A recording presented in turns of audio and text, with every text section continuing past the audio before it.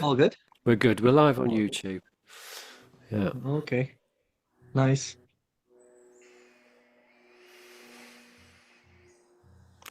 Well, welcome everybody. Good to see everyone.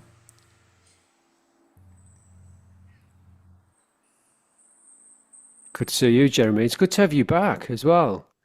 Um, Yeah, thank you. it's been a few But weeks, hasn't it? So yeah, yeah, we're streaming live on YouTube, and obviously there's the Zoom that people can join through coursesforspirit.ca. If you go to workshops, there's a little button there you can click, and you can actually come straight into the Zoom. If you do come into the Zoom, your video will be off, but your sound will be on. The reason that video is off is because this is being live streamed, and also we tend to take the live streams and we cut them up into little shorts, and we share those during the week as well. So you're welcome to join us on the Zoom. You're welcome to join us on YouTube live stream, and use the comments box because we are looking at the comments, and we're going to have a 40-minute discussion, and then we're going to be having kind of a Q&A, just people just talking backwards and forwards, and then we'll have a bit of a chat. Yeah, but Jeremy, just good to see you. Good to see you too, Mason. good to see Yeah. you guys. Yeah.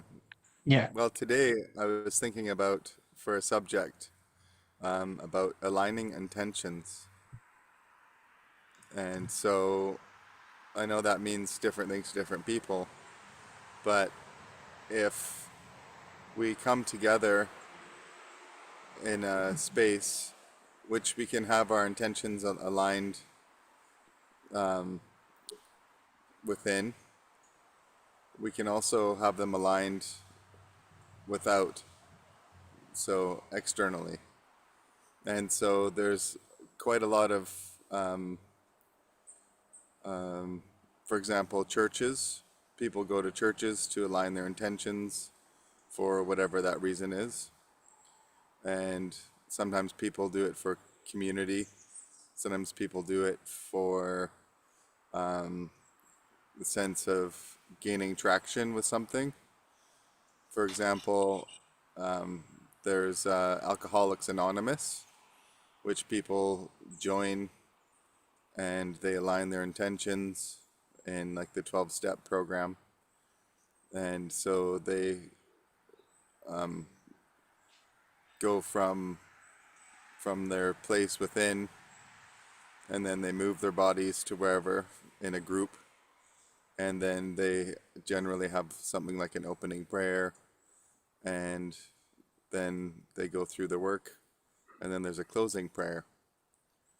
And so with aligning of intentions, which also happens in business, people in business end up going to business conferences.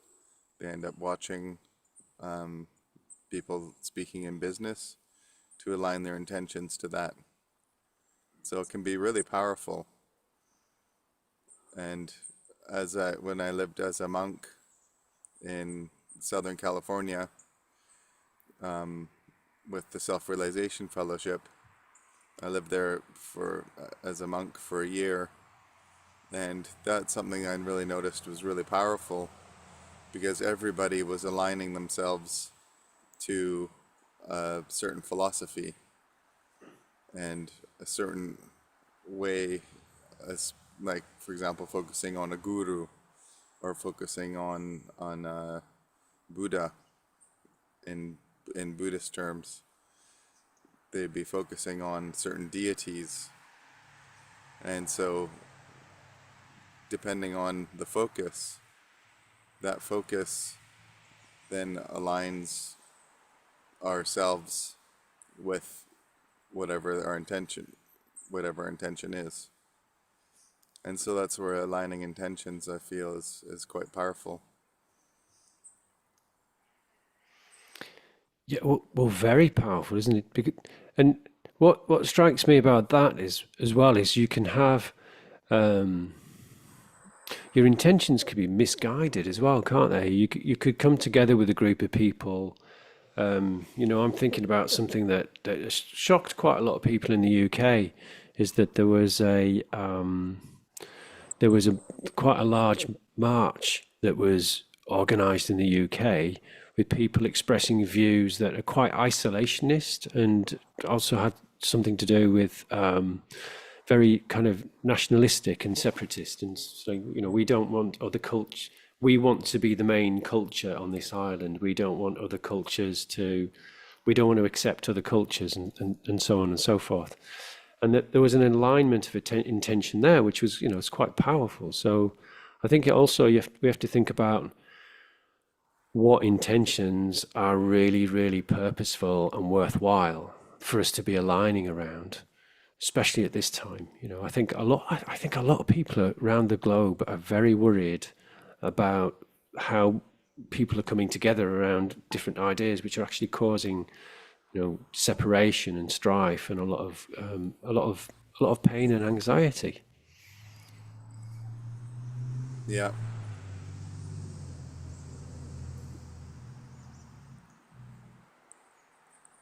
There's that's where rallies come together. Rallies where people are rallying together and focusing on something for the common good. And so sometimes those can be aligned in a way that works for the people, and sometimes there's ways that if people align with organizations or groups that are not in line with what they are hoping for, then that's where shock and horror comes in. Where somebody might be supporting, just to use the church, for example, the Catholic Church ended up getting a bad rap because of some of the behavior of the congregation, or some of the behavior of the priests. And so that's where there was a lot of damage control that had to happen within the Catholic Church behind the scenes to make sure that everything was aligned more in the way that their intention was, their intention of focusing on Christ and focusing on the Bible and focusing on things that are good, like kindness. And so by aligning oneself with a certain group or organization, then being aware of the power that has, the power from within and the power from without. And that's where, as animals, monkey see, monkey do. When a monkey starts, you know, doing something, then other monkeys also start doing it. And that's where aligning our intentions in a way that works for what our belief system is really important. Yeah, what do you make of that, Mason? What's coming to mind for you when you're hearing all of this? Yeah, a few things. So yeah, okay, so why it's important to pick where our intentions go, like who we're aligning our intentions with, because Jeremy's expressing or talking about how there's like a power to it, there's a current, and I'm imagining you get swept up by aligning your intentions with other fast moving topics or other groups of people. There's a lot of intention on a topic. It seems like that topic then has a lot of flow to it. And so to me, that sounds like you could get swept up with the current and kind of lose your own stability.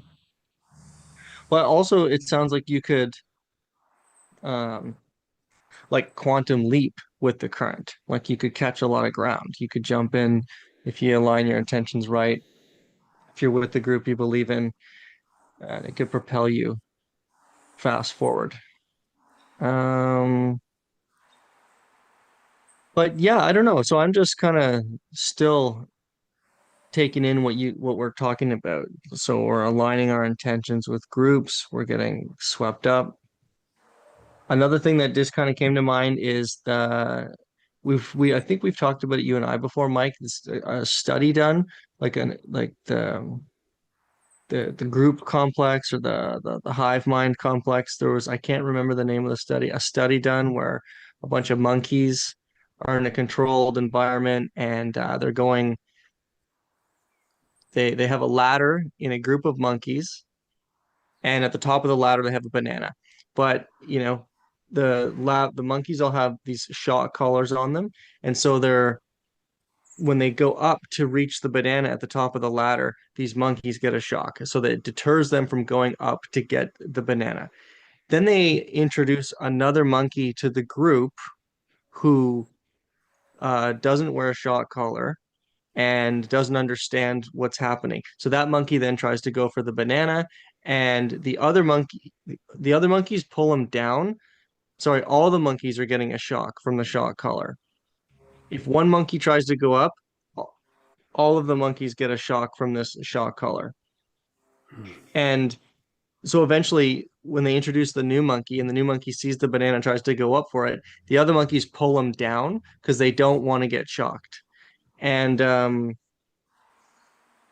eventually they cycle through all of the monkeys where there's no monkey that's been shocked yet, but every monkey's pulling each other down, not allowing them to go for the banana, and no, they don't really know why.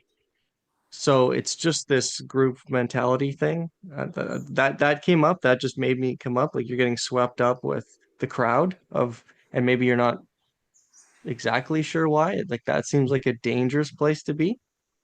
Um, Well, that that that went through my mind. yeah. I mean, yeah, I do remember us talking about that. I mean, actually, I'm going to have to just respond. I mean, those kind of experiments, to me, they're just appalling. It's just a terrible thing to do to animals, and to take them out of their, their habitat, and to do that with them. It's just kind of, you kind of know how that experiment like that's going to turn out as well. So I'm just going to say, I mean, from my own personal point of view, doing that to animals, it fills me with horror. And also, at the same time, I think it's very valid as well, isn't it? Because, that's one of the things that's happening. I mean, I know, maybe we should talk about this, because I notice as I'm looking around, and, I live in London, and I do see people who've got, they just look burdened. Really, people are walking around and they seem to be carrying a very, like, a heaviness. And I see a lot of people with problems with their skeleton, and their, like, with the posture, and that idea of, was it Naomi Klein who wrote the shock doctrine?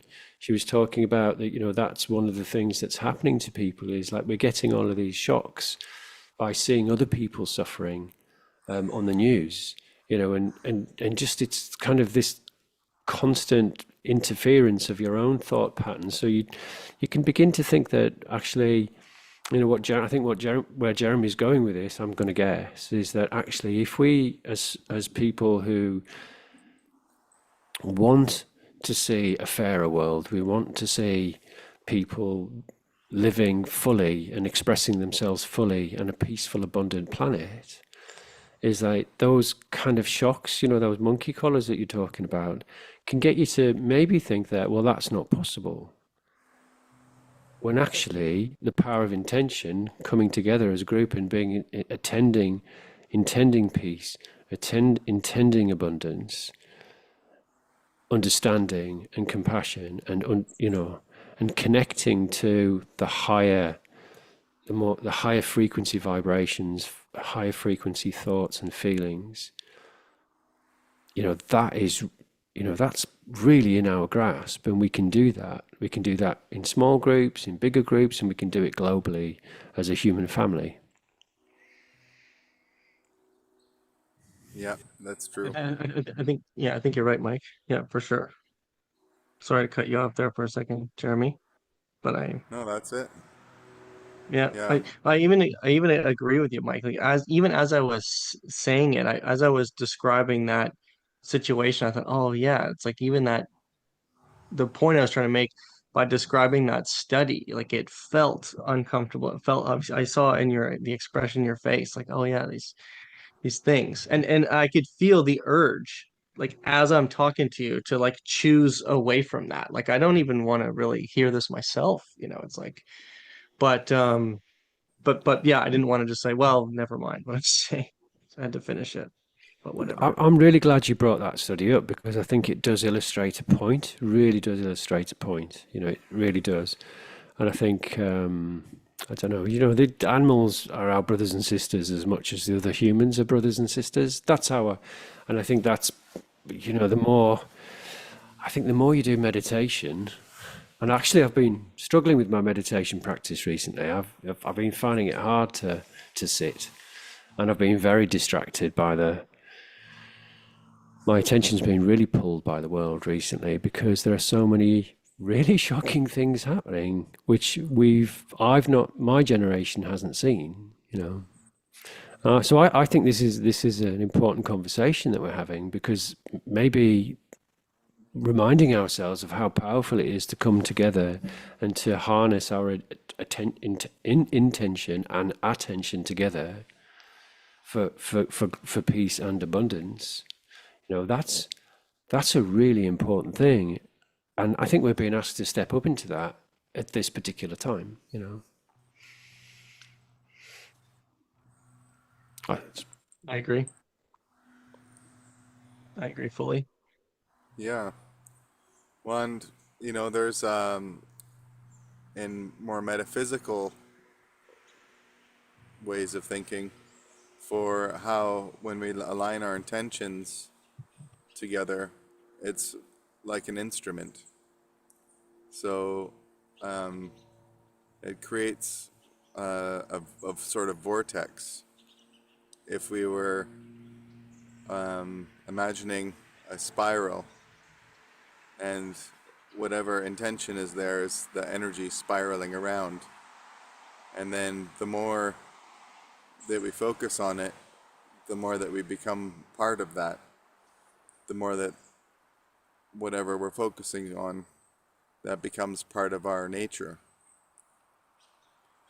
And so when there's a way of focusing on things that are like doing well, on helping communities or helping individuals, whether it be our oneself or helping the earth as a whole, as we focus on those intentions, whatever intention we bring in and bring it about into however we would focus on it, then that's what causes the alignment. So things sort of like connect by a metaphysical way. um, Sort of, it's hard to explain, but if it was a person, one person focusing on, let's say, a Buddhist prayer of Om Mani Padme Hum, which is a Buddhist prayer of compassion. And so by focusing on compassion, and then by focusing on particular Buddha, or by focusing on the compassion, and by everyone starting to focus on that compassion, then eventually there's more and more compassion on earth. And so the same sort of thing happens where people might be focusing on spirit and just, on the light within. And so that's where there's certain chants that might be like one that's called that's Om, AUM, or even Amen. So if you get a lot of people all singing or chanting Amen together, then that alignment of the intention, it brings about more power, it brings about more change. Okay, so I mean, what I'm picking up from this is sort of if you root it into personal experience, is you can be doing your meditation, you can be reading spiritual texts, you could be thinking about compassion and you know adopting a compassionate lifestyle as best you can in the moment, and maybe feel like, oh, that's just a drop in the ocean. Look at all this stuff that's going on that I'm seeing on the media and in my own town, or my own city, or my own village. But actually, it is significant.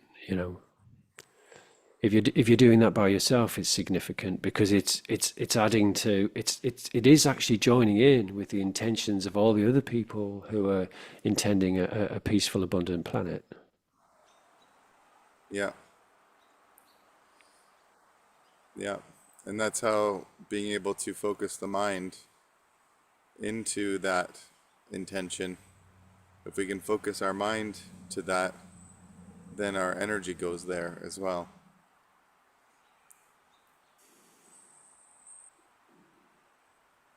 I feel like I feel like how we coined it, the current earlier, how it's like there's a flow that like you can feel within these intentions, like your group flow, the group project, the feeling of a movement.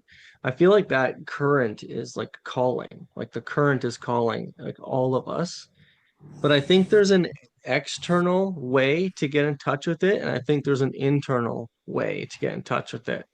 Like as I feel the calling to be a better person, to treat people kindly, to act with this oneness, like treat people like I want to treat my family or myself.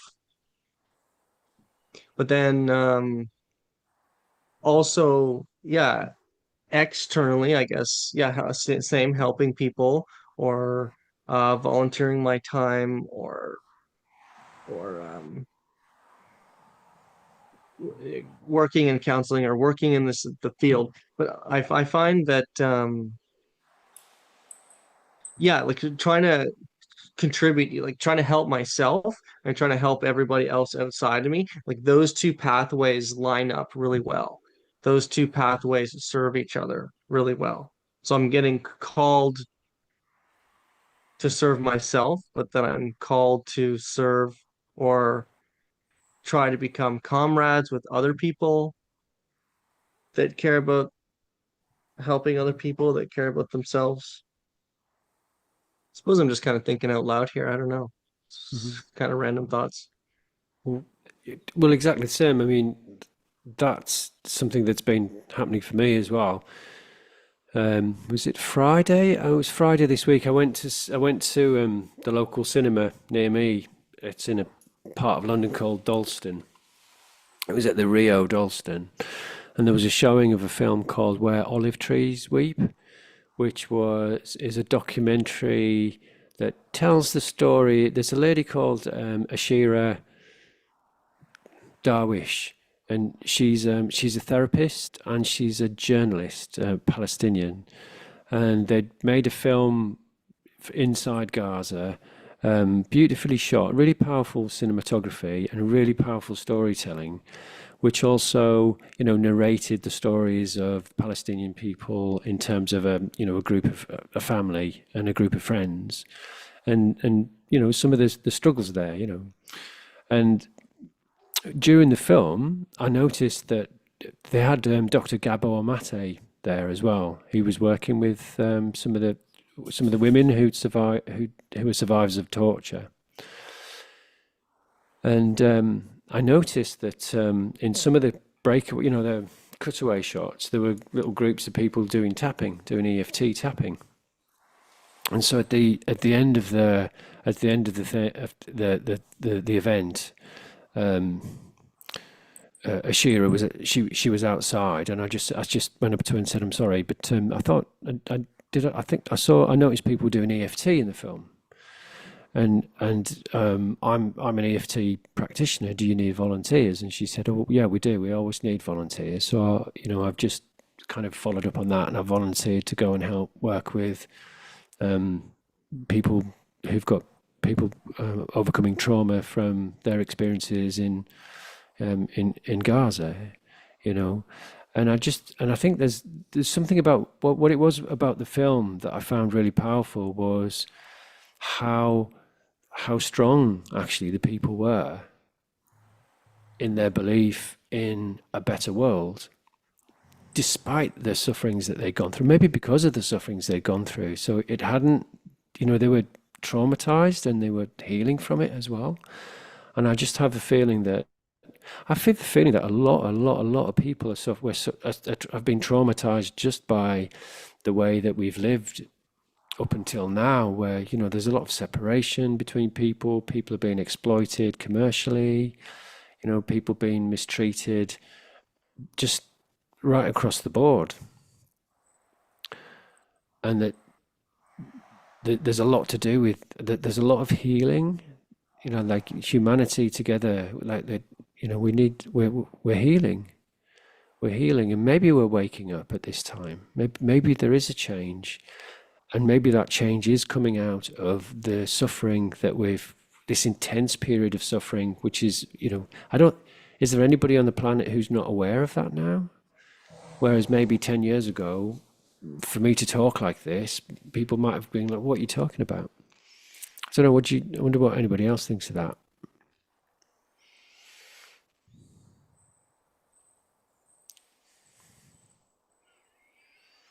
Well, there is definitely more suffering, and it seems to go in like phases, almost, where there's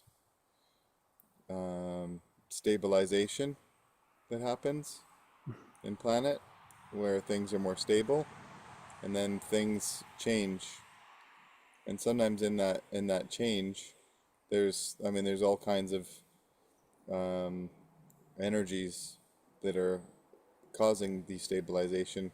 There's also all kinds of energies that are causing stabilization. And so, in the stable way, maybe is it okay if we do a meditation? I think that would be a brilliant idea. Yes, I'd love to do that. Okay. So maybe it's a good time just to give our body a chance to connect with itself.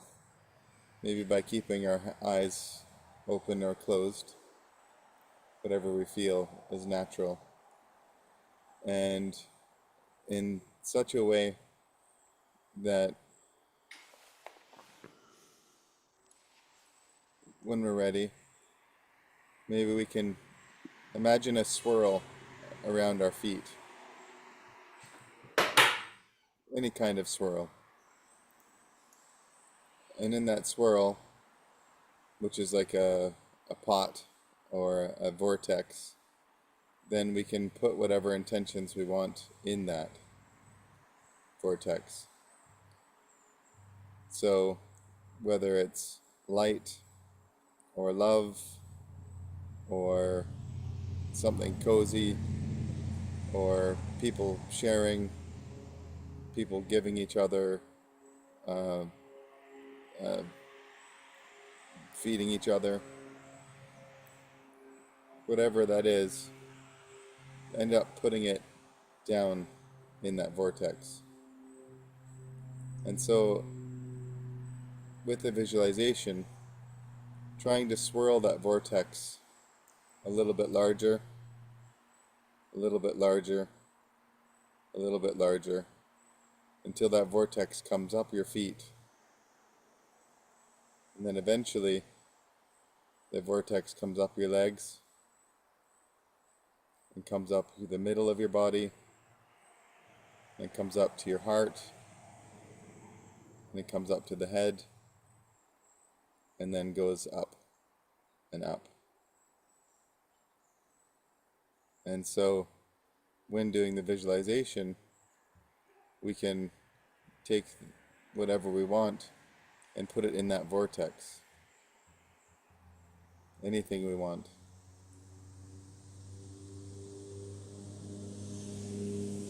And we can circle it around and around the body and then send it up to the sky or send it down to the earth.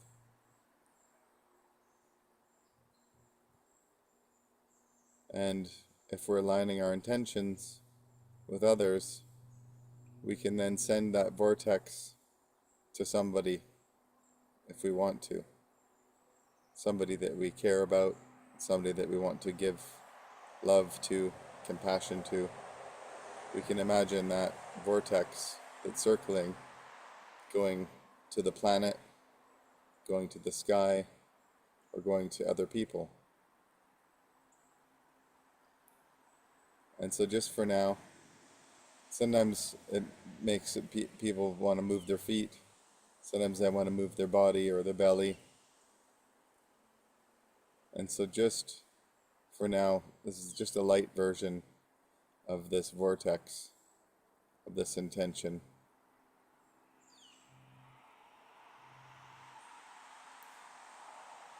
And putting whatever we want into that.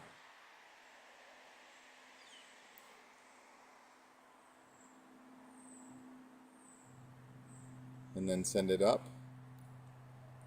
to wherever we want it to go. And that's it. So it's just a really light version of something that down the road in Qigong, for example, or Tai Chi, they often will hold on to something. Looks like you see them, there's a position where it looks like you're holding on to a tree.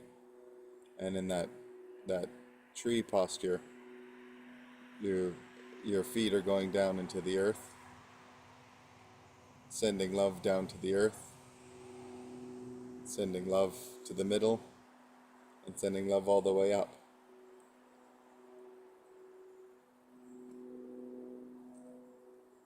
And then once that's done, then eventually going to a close where the meditation is done.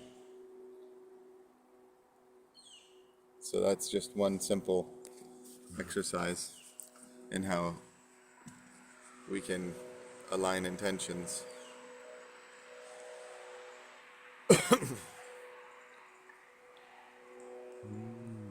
I love And that. so I'm wondering, for you guys, what from everybody, what did you experience when thinking about the vortex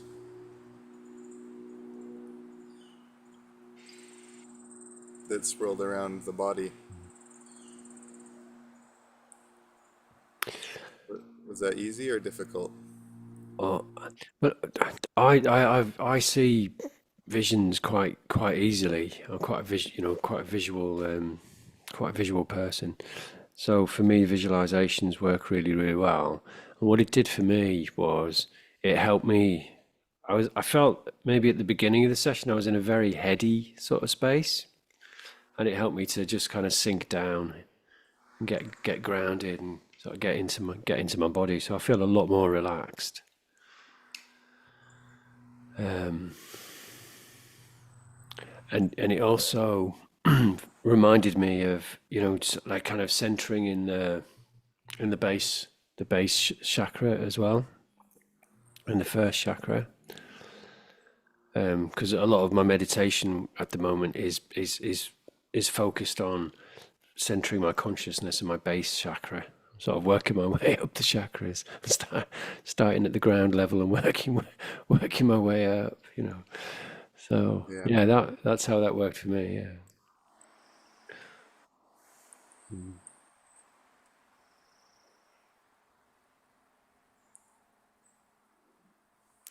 You've muted yourself, Mason. Thank you. Thanks, guys. Thanks, Mike. For me, it was I was just starting to say, for me, it was like I realize it's a practice. I realize it's really a practice that if I were to try that visualization, meditation again. If I were to try that several more times, I would get more smooth with it. I would get kind of more comfortable with it. I really believe in kind of building these techniques and awareness over time. But and I say that because this time I was thinking about how I've grown to set intentions or how I've grown to get familiar with intentions, like in this life, in this way. And I'll just mention how I do right now. Part of how I do, how I set an intention or I think about intentions are that I sort of create it in my mind. I create what I want to happen. Like, oh, I want to, I want to do good on this speech. Say, for example, someone's going to have a speech, and I haven't actually done a speech in a while, but I'm just as an example, and I try to embody like what does it feel like to do good on that speech? What would it feel like to have a success? And I try to like pretend and imagine that I've had that success and feel what that feels like in my body, and then I just acknowledge that feeling for a moment or two and then I move on. And from that point on, all I do is try to make sure I don't overthink about the subject. Am I going to do good on this test or speech? Am I going to be okay? What's going to happen if I'm not okay? Or what's going to happen if I am okay? Or what's going to happen if it does go, and so all those things, I find if I just embody or pretend, manifest or envision or visualize the success of the project, I like feel it in my body and then I just send that kind of out there. Um, and I feel like that intention is put out there for the universe to create it or whatnot. So I was mulling over that process with the process of what Jeremy was describing and kind of back and forth. And that's why I say this is a practice. If I were to try one or the other for some time and see what kind of results I get from these awareness experiments, like maybe then I would have a totally different answer than right now. And I think it's worth doing. I think it was fun. So I think it's worth doing is what I would answer to that question, Jeremy. It's fun. Yeah. Well, that's where, the practice makes perfect, if there is such a thing as perfect. But that's where you'll find that there's a lot of openings that people have in practices. There'll be an opening prayer, there'll be an opening of sorts, which ends up setting up the kind of primary alignment. Like some there's a book called Entering the Castle by Caroline Miss, and that was basically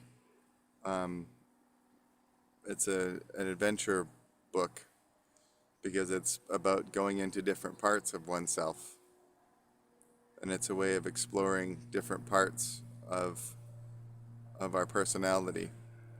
And the one thing that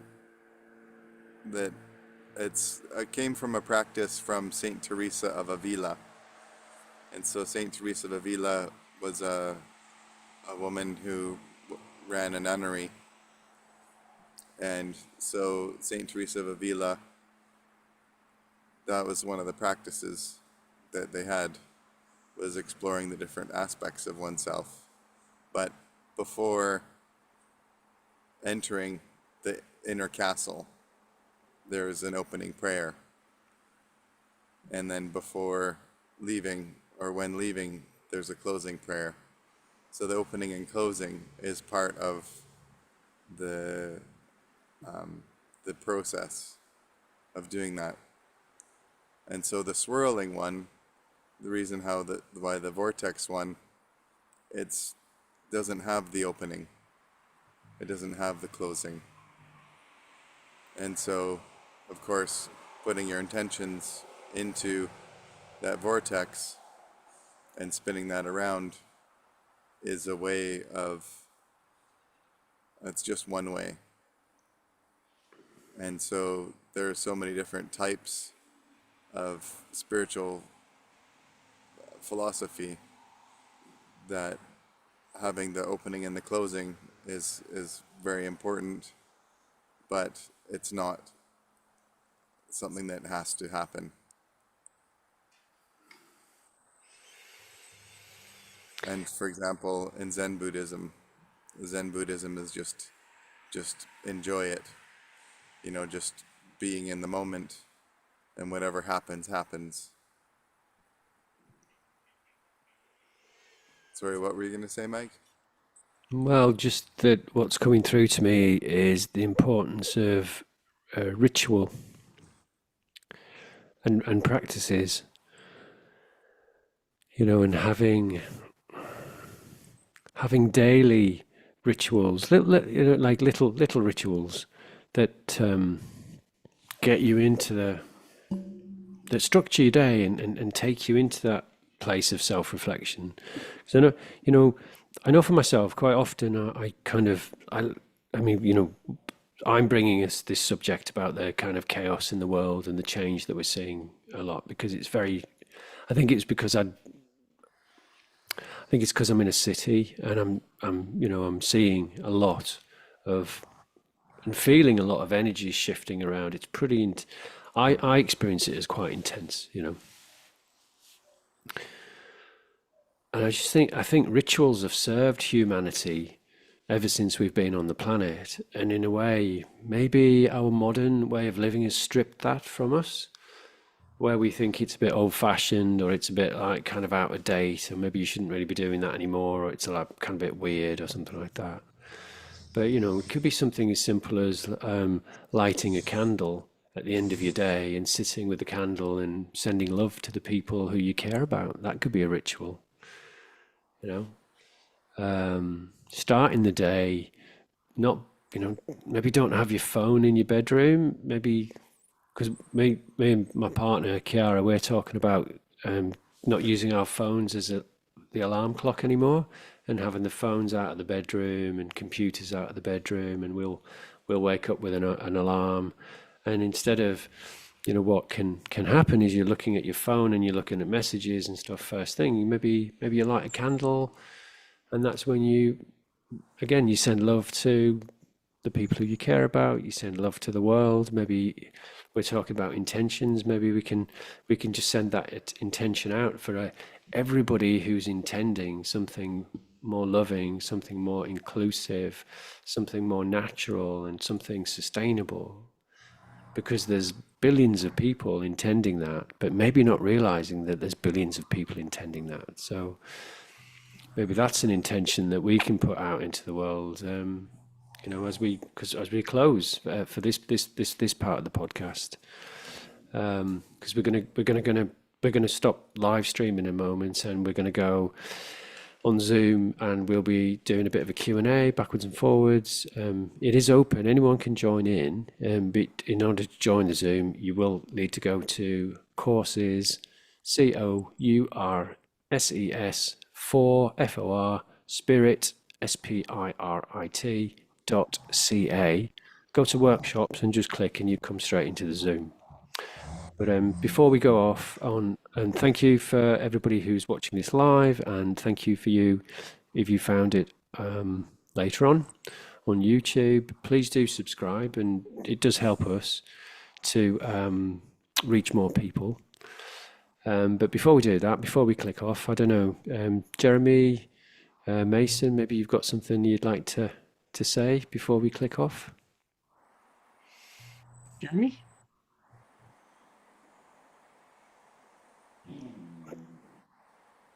Well, I'd like to say, with aligned intentions, that it's very nice to be sharing with people, and it's really a pleasure to be sharing space with you all. Yeah, with the alignment of who we are as individuals and who we are as a greater community.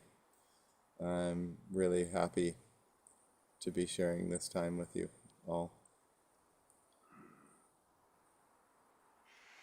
it's uh it's a good recording. It's a good recording to see you saying that because the way you're standing, Jeremy, the sun's coming from behind you, and I just feel I know you well, and so I know your heart's coming through that. And it's like yeah, I'm grateful to have a space to be invited to join this intentions where like we can align a bit on any issues we do. It's yeah, yeah, it's lovely sitting here with you right now, even in that. So just know we're on camera. So yeah, I'm looking forward to hanging out with you for a little bit longer. We're gonna go into the group discussion, but even just like clicking this here, that was nice to hear. So yeah, thank you, Mike. Thank you, Jeremy. Thanks anybody watching, anybody participating, anybody um yeah, I just care about you all as always. I hope everyone has the rest of a good Sunday.